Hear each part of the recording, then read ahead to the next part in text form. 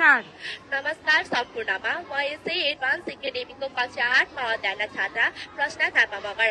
आज म तपाईहरू सामु वातावरण दिवसको दिन आजको संरक्षण भोलिको समृद्धि नामक विषयमा आफ्ना केही भनाइहरू राख्न गइरहेको छु।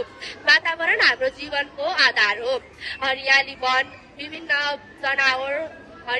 विभिन्न जनावर, स्वच्छ हावा र सफा पानीले पृथ्वीलाई सुन्दर र जीवनयोग्य बनाएको छ।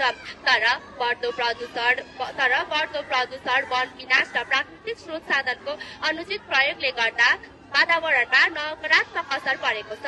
यदि हामीले आजैबाट वातावरण संरक्षणमा ध्यान दिएनौँ भने भविष्यमा गएर विभिन्न समस्याहरूको सामना गर्नुपर्ने हुन्छ।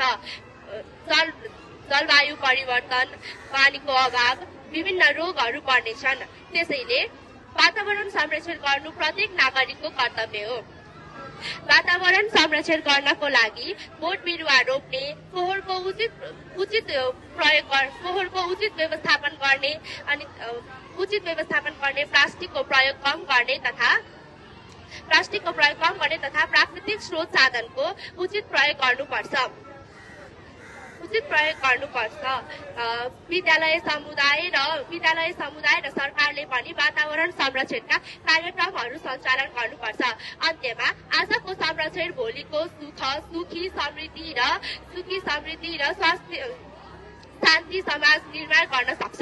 त्यसैले आजको संरक्षण भोलिको